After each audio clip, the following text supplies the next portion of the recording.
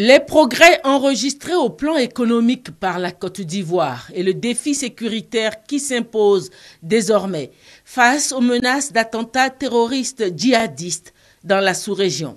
Autant de sujets évoqués au cours de l'entretien que le président de la République a eu avec la présidente de la Commission des Affaires étrangères de l'Assemblée nationale française, Elisabeth Guigou, en visite de travail à Abidjan. Je voudrais dire que je suis extrêmement honorée d'avoir été reçue par Monsieur le Président de la République, pour qui j'éprouve non seulement de la considération, mais aussi beaucoup d'admiration, parce que c'est vrai que la Côte d'Ivoire, on le voit, connaît depuis quelques années maintenant une rénovation politique, un renouveau économique qui est tout à fait remarquable.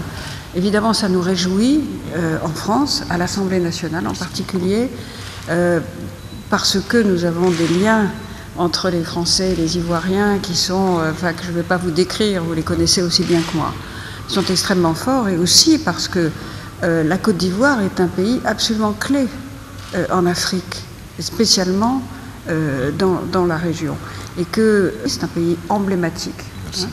Et que ce qui est en train de se réaliser après une période tragique est vraiment tout à fait exemplaire. Voilà.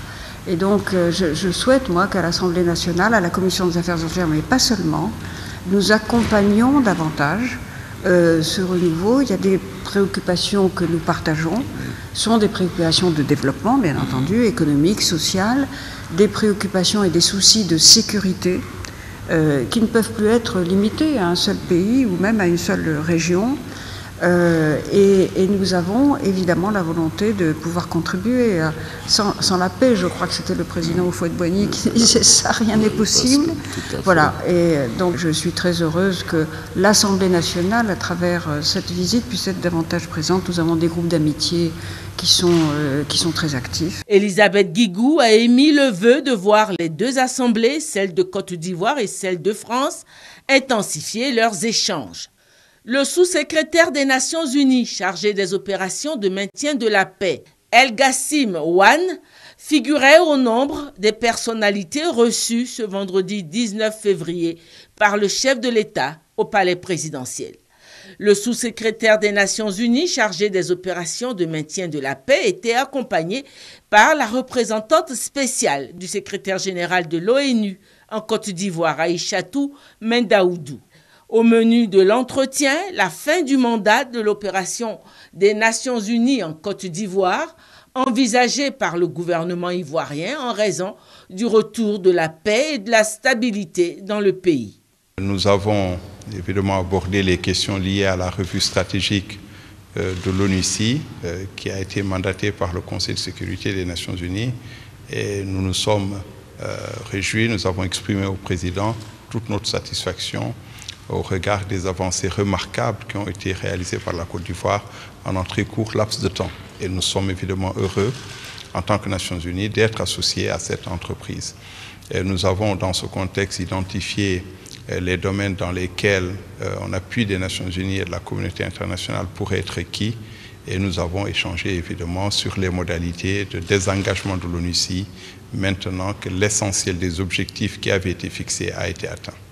Reçu à son tour, le gouverneur de la BCEAO, Kone Tiemoko Melie, qui était accompagné du ministre chargé de l'économie et des finances, Kone Adama, est venu faire un point périodique au président en exercice de l'UEMOA. Nous sommes venus rencontrer le président de la conférence des chefs d'État de l'Union économique et monétaire ouest-africaine.